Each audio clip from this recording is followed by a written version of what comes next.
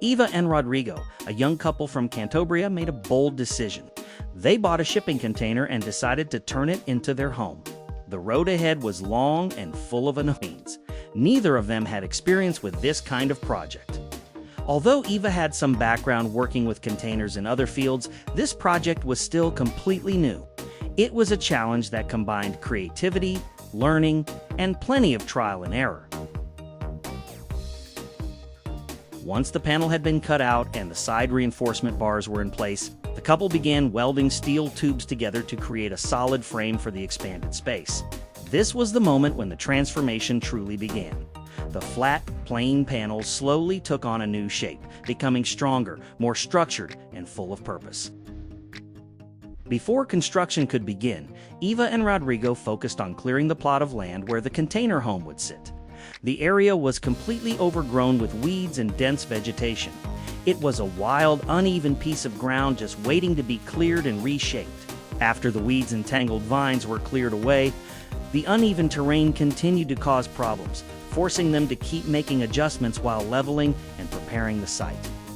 The next stage began with digging the foundation holes. The soil was hard and compacted, so breaking through it was not easy. Fortunately, the rain from a few days earlier helped a bit. The ground was slightly softer than usual, which made the digging a little easier. After carefully checking to make sure every hole matched the planned layout, they poured a layer of concrete into the bottom of each one.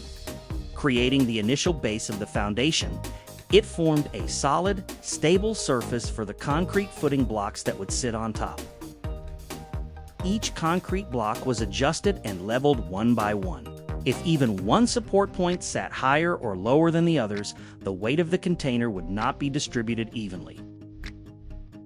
Gravel was carefully poured into each section, making sure every gap was filled and everything was spread evenly. Then, another layer of concrete was poured over the top. That layer locked the gravel in place, creating a hard surface ready to bear the load of the container. It helped prevent the weight from pressing too heavily on the edges of the support points, keeping the entire structure stable and safe over time.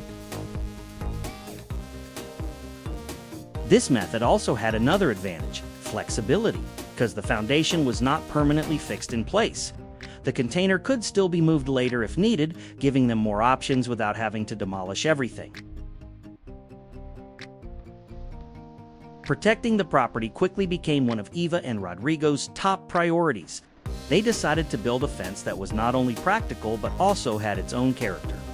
Instead of going with a standard design, they combined several different materials. That approach lowered costs, created a unique look, and matched the rustic feel of the land.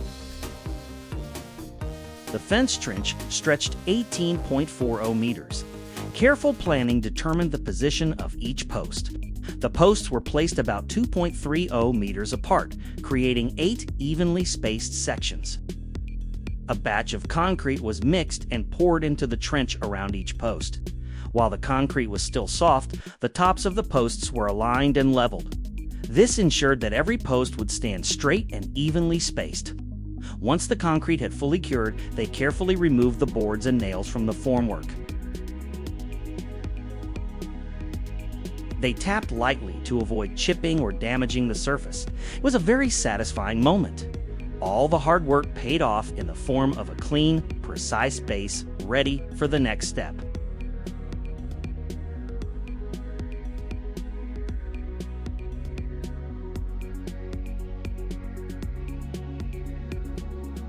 The posts needed to be sanded and straightened before painting. Usually this is done with lower grade wood or on larger surfaces. Sanding all the posts would have taken a lot of time, so Rodrigo focused on the corner posts.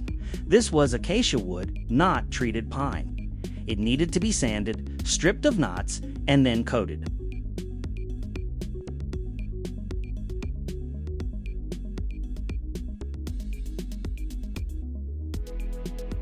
The first step in creating a strong base for the stone wall was reinforcing the footing with steel. This helped make the wall strong and stable enough. A steel mesh was laid along the foundation, and to increase strength even more, steel rods were placed every 50 centimeters. They extended upward, tying the concrete base directly to the stones above. Concrete was used in the lower section, while the upper section was left slightly more open so water could drain.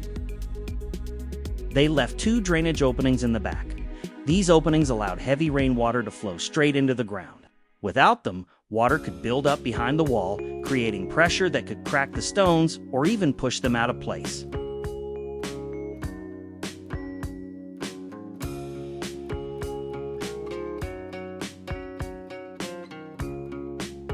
The next step was creating a stamped concrete driveway slope. First, the surface was prepared. Large stones were broken up with a sledgehammer, and the high spots were carefully leveled to create an even base. The slope was about 10 to 12 centimeters thick. That thickness created a durable surface able to handle regular use without cracking or Pouring the concrete began at the outer edge, focusing on the front edge where it would experience the most, where over time, every pour location mattered. Reinforcement bars were placed, and a steel mesh was spread across the entire surface. It looked simple, but even a small mistake here could lead to cracks later on, affecting the durability of the entire slope. After leveling the concrete as evenly as possible, they used a float to smooth the surface further. It was a delicate step.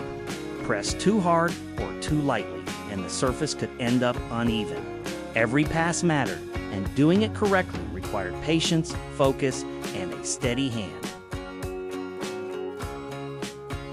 Next, a special colored cement surface hardener was applied. This layer added color while also increasing the hardness of the surface. The powder was spread evenly by hand at a rate of about 5 kilograms per square meter. Then they used the float again to work that layer into the concrete below. This allowed moisture from the concrete to rise and fully saturate the powder, creating a smooth, durable surface ready for the final finishing steps.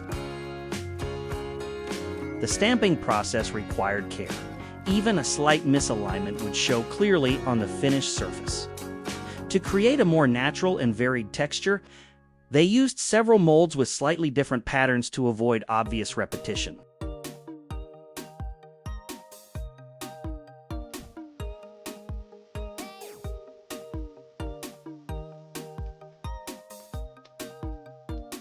The sloped section was the hardest part. On the angled areas, the molds could busily slip, so they had to be held especially firmly during stamping. The molds were left in place overnight.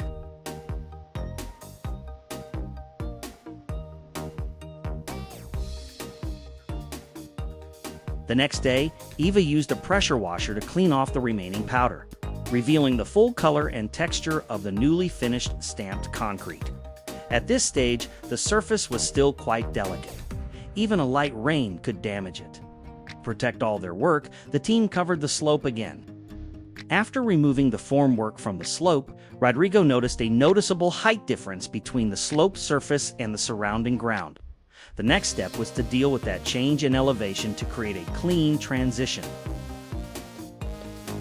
He dug a trench about 20 centimeters wide along the entire front edge of the slope. The trench was dug a little deeper so a concrete base layer could be poured and the stones could be set firmly in place. The stones were trimmed down to about 18 centimeters, leaving room for the cement joints between them. The most important thing was keeping their top surfaces as level as possible. Each stone was cut and adjusted to fit tightly. The outer face was aligned very carefully because that was the part that would remain visible. This was also the section where the double gate would be installed. Eva and Rodrigo's father dug a trench about 40 centimeters wide.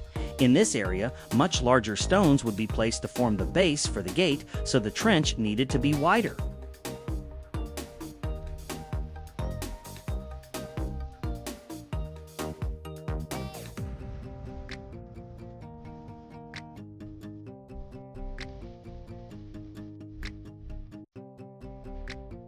Once the stones were in place, they prepared a mixture of sand and cement. This mixture was used to fill the gaps and cracks between the stones, as well as the joint between the stones and the stamped concrete slope, locking everything together and creating a clean, solid, finished edge. They still needed to finish the side gaps between the slope and the wall, where stamped concrete had not yet been poured. A small trench was also dug along the edge to reinforce that area. This ensured that if a vehicle drove over it or someone stepped on a stone, it would not shift easily.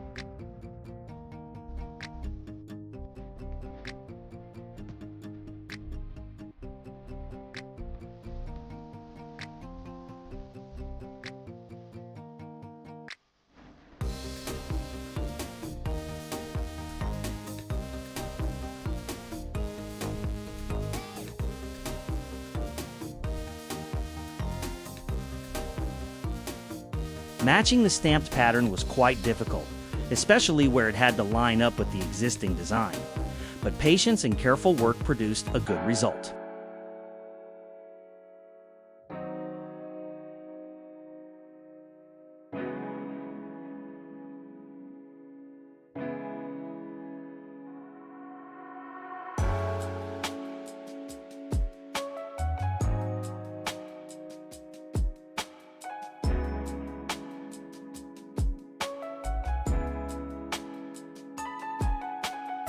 The next day, a protective sealer was applied. This coating helped the surface resist erosion, dirt, rain, and frost, keeping it durable and attractive for many years.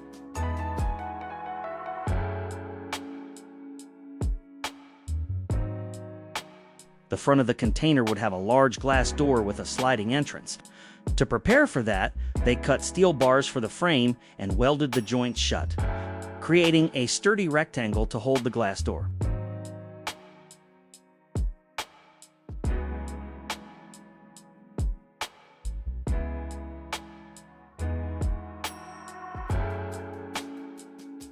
They also added protective metal drip edges around the frame.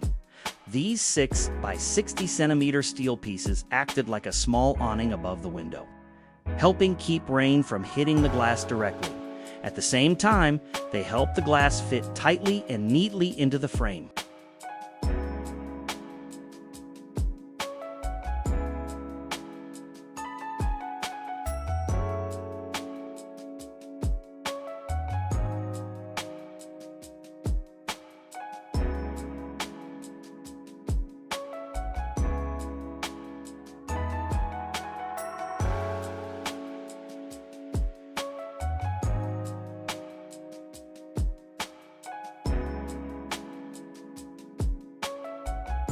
The couple used a 2-coat paint system, a primer for adhesion, and a polyurethane topcoat for long-term protection. The primer contained a high level of zinc and a high solids content, creating a thick, durable coating that bonded tightly to metal. The outer coat was a 2-component polyurethane with strong resistance to UV rays, weather, and temperature changes. Next came the polyurethane paint. This 2-component system had to be mixed with a hardener before use. Even a small mistake, too much or too little hardener, could ruin the finish and leave the metal improperly protected.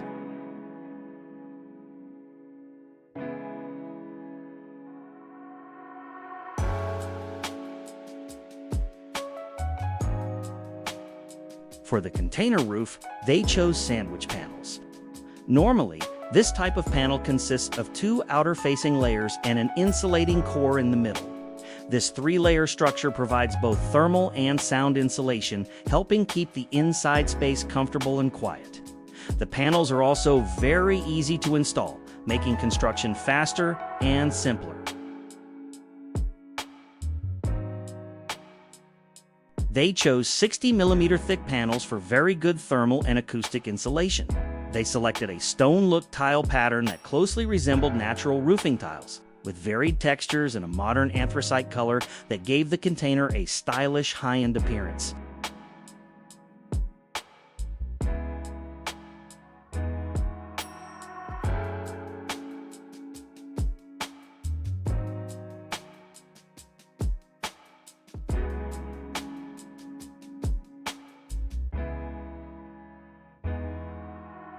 A waterproof membrane was laid with at least 20 centimeters of overlap in both the vertical and horizontal directions.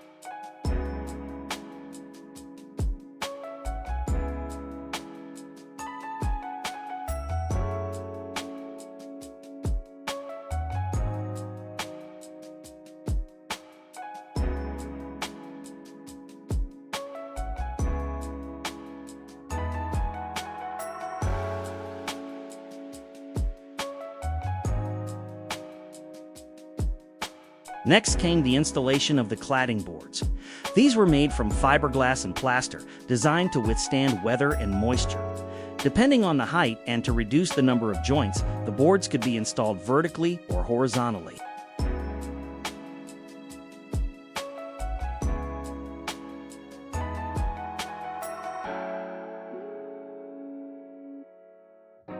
The final finish coat and other exterior treatments would be done later.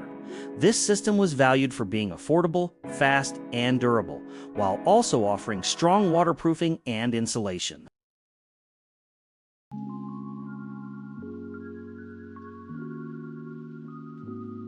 The next task was placing floorboards over a few open areas that could be hazardous to prevent accidents while moving around. To make them sturdier, leftover metal pieces from the exterior work were reused to create a small support frame. The depth was adjusted so that once installed, the boards would sit in exactly the right position. The extra waterproof membrane left over from the exterior installation was cut and glued to the metal frame with silicone, improving water resistance underneath. The boards they used were OSB, which offers moderate moisture resistance and is suitable for temporary outdoor use.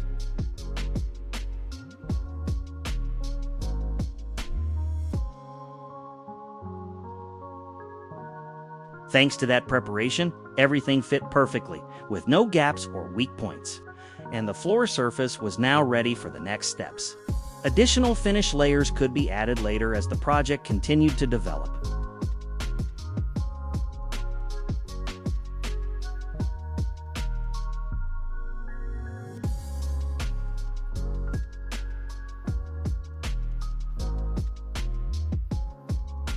The wall finishing used a one-coat plaster system. This product was a base plaster that only needed to be mixed with water before application. The mixture had to be thin enough to spread easily because the first layer only needed to be about 3 millimeters thick.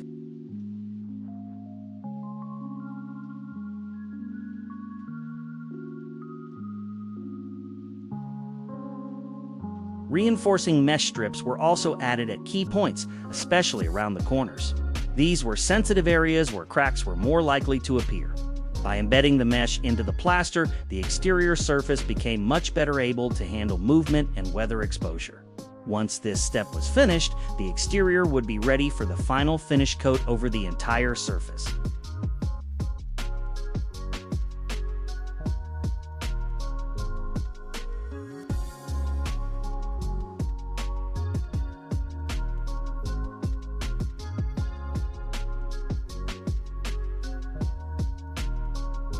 Eva and Rodrigo chose a cost-saving solution for the fence. Painted brackets were attached to the first post. The same setup was repeated at the other end of the fence section, allowing the wire mesh to be stretched tightly between the two posts.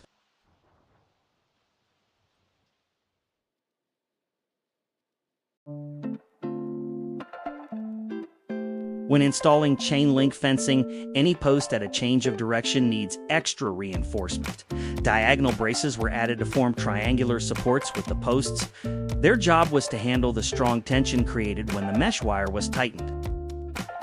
At the entrance gate area, they decided to install metal gates with a slightly different design so they would match the stone wall and make the entrance more attractive. The gates were 1 meter tall and very rigid, because the spacing between the posts did not perfectly match the metal mesh panels. They had to cut the mesh to the correct size. It was important to leave half a mesh opening at one post so the next panel could line up perfectly. After trimming the posts to the right height, the fence became sturdier and more complete. Once the fenced area near the gate was finished, it added both security and visual appeal to the property. The metal mesh and sturdy posts worked well with the stone wall.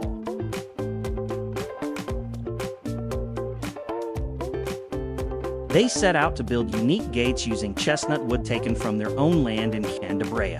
The goal was to use natural chestnut boards that had been air-dried and carefully prepared by hand. There were 2 types of gates, a pedestrian gate and a large double gate for vehicles.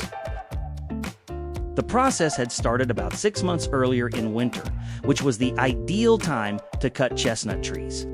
They hauled the trunks out of the forest and began processing them for drying. First, The logs were squared off so all sides would be parallel and perpendicular. This step was very important for cutting the boards later. The boards were then left to dry naturally and slowly. A little cracking at the ends was expected, so the damaged sections were cut away, leaving only the best wood. Precise measurements and accurate squaring were essential, so the boards could fit together perfectly when the gates were assembled. With help from Ava's father, they installed the metal gate frame into the wall at the entrance. Next came attaching the boards. Rodrigo marked and drilled screw holes in each one. To make future disassembly easier, they inserted metal threaded sleeves into the wood so the boards could be removed and reinstalled without damage.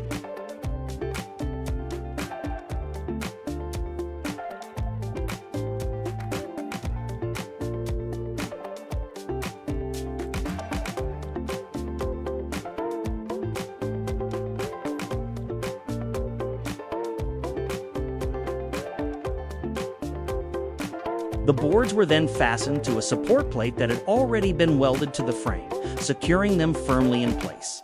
Grooves were cut into the boards to hide the attachment points, giving the gate a clean look and making it appear as if it were floating.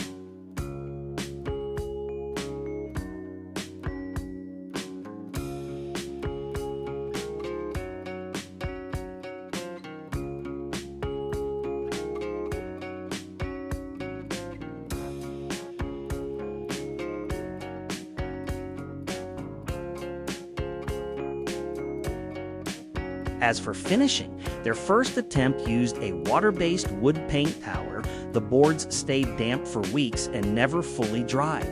In the end, they switched to a solvent-based varnish, and the result was excellent. Quick drying, durable, and with a smooth, beautiful finish. The hinges and lock were also chosen to match the style of the gate. They used a cylinder lock that came with 5 keys and was fairly inexpensive.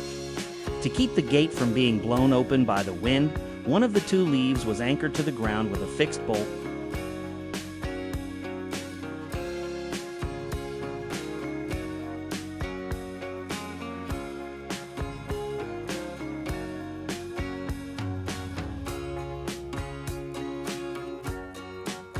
They decided to build an additional floor level with this extension. They wanted significantly more usable space in the container layout. With help from his brother, Rodrigo began by building the metal frame for the new level using 50 by 50 mm steel tubing with 3 mm wall thickness.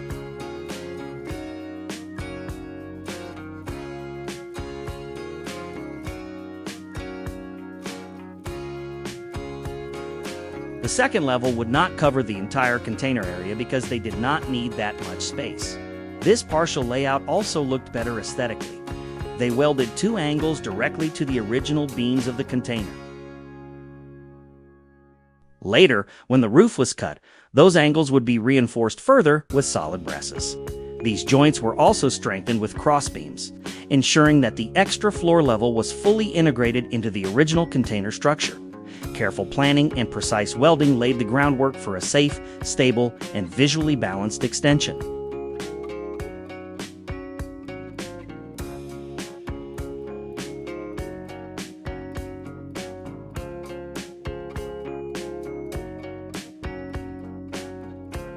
In terms of height, the second floor could not exceed Spanish road transport regulations, which limit total height to 4.50 meters. For that reason, the container height was kept at 3.7 meters, so it could still be transported in the future without exceeding legal limits.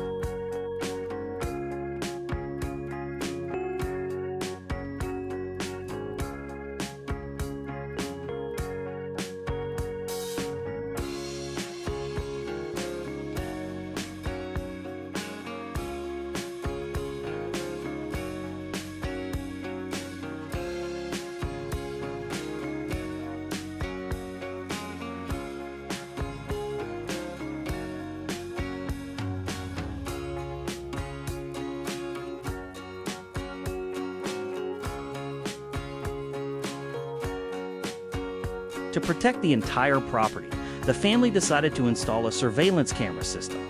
Since the site did not yet have electricity, they needed a system that could operate independently. They chose a fully self-contained setup with an internal battery and a small solar panel, allowing it to function completely off. Rodrigo installed a waterproof membrane that also served as a vapor barrier. The layers had to overlap in the direction of the roof slope so water could not seep through the joints. A small excess was left at the exterior side to create a smooth transition between the roof and the wall. The membrane was laid in 3 sections, lower, middle, and upper, always overlapping so that the upper section covered the lower one.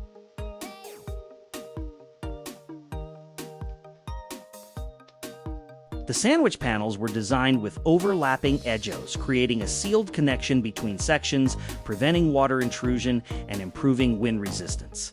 Thanks to this modular design, installation time could be greatly reduced while still achieving high quality.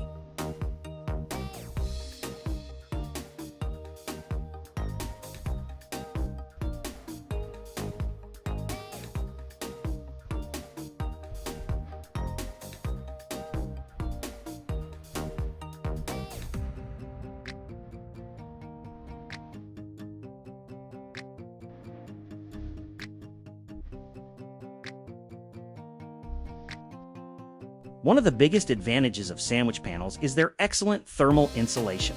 The inner core significantly reduces heat transfer, helping maintain a comfortable indoor temperature while reducing the energy needed for heating or cooling.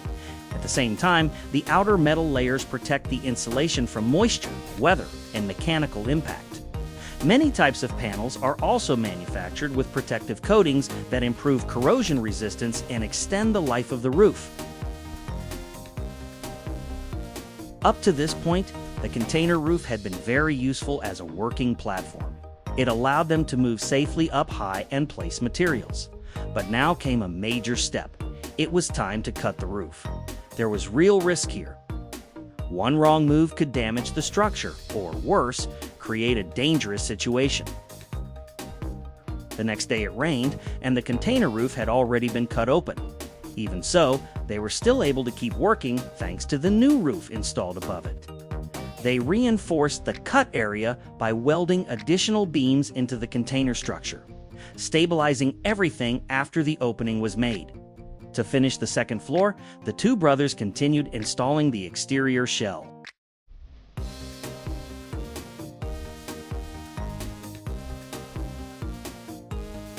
Just like the front extension, they used the same material to keep everything consistent. It was a modern dry construction system combining gypsum boards with fiberglass suitable for outdoor use. This solution was not only practical but also quick to install, helping the project move forward efficiently.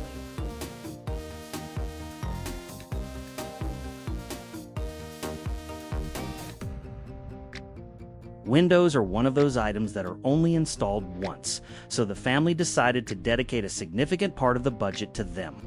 They needed to be durable, solid, and finished to a high standard. The window units were custom-made to fit the rough openings exactly, making installation easier. Since access from the roof was fairly limited, they prepared wooden guide strips in advance and clamped them to the metal frame. Once the windows were positioned correctly and screwed in place, the gaps between the frames and the structure were filled with a polyurethane foam designed specifically for windows. The lower windows were treated the same way. This final step ensured that no moisture, wind, or water could get inside.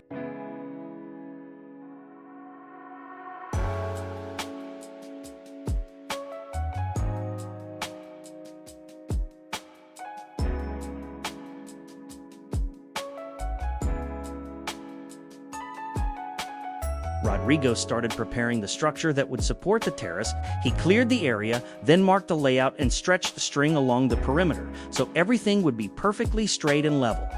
It was heavy work, but doing it in winter helped because the soil was moist and easier to dig. Once the excavation and elevation work were ready, he and Ava's father began mixing concrete and placing the blocks that would form the foundation walls. To save time, the blocks were placed directly into the fresh concrete. The goal was to raise the entire surface to the same height as the container floor, creating continuity and making the space feel larger. The terrace would have an L-shaped layout covering two main areas. Once the foundation walls were complete, Rodrigo installed the joists that would support the terrace decking.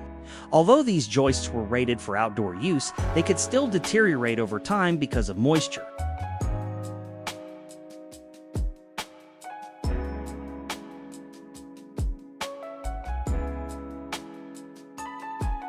To prevent that, he covered them with a plastic layer that was stapled in place.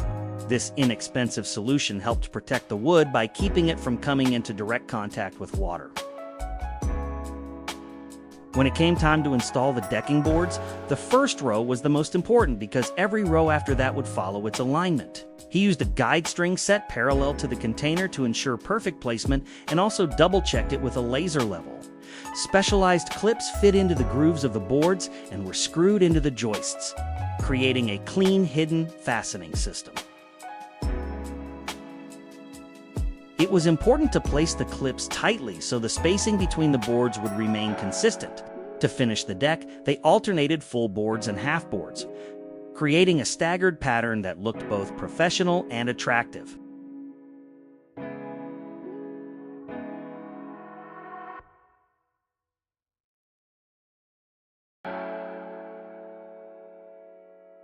After finishing the terrace, they added a small planter box to hide the exposed block wall and bring more greenery into the space. The area was filled with soil, with plans to plant grass later. Steps and decorative plants were also added, turning the terrace into a welcoming and appealing outdoor area. Finally, it was time to bring water to the property. The water line there was connected to the municipal water supply. Before running it from the connection box to the container, Rodrigo planned to build a small distribution box with faucets to manage the different water branches across the land. Next came the hard labor, digging a trench from the connection box, across the stamped concrete area, all the way to the container. After the dry summer, the soil was hard and compacted, so the work required a lot of patience and effort. Since they also planned to plant Leyland cypress in that area, the trench was dug close to the stone edge to leave enough room for the root system. A special utility box was installed in the excavated area where the exterior water line would connect to the interior system. The ground around it was leveled flush with the lid to prevent dirt and leaves from building up. The water meter would be placed outside behind the fence foundation, so city utility workers could easily check water usage.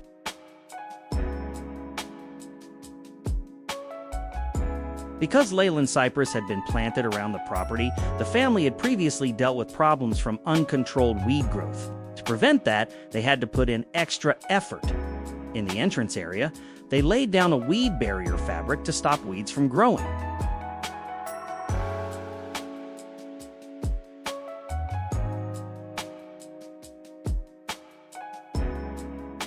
The Leyland cypress trees were planted about 70 centimeters apart. With the soil carefully prepared to support healthy growth, young trees benefit greatly from loose soil and added organic matter to help them establish a strong root system. The final finishing step was covering the weed barrier fabric with white stones. Nearly 20 bags of stone bought from a garden center were used to cover the area.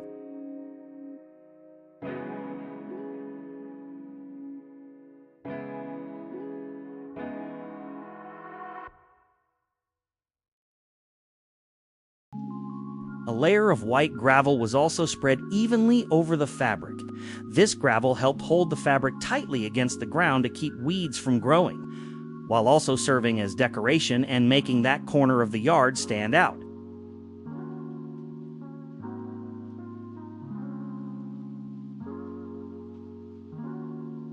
After planting, he took the opportunity to water the new trees so they would have enough moisture to adjust and grow in their new environment.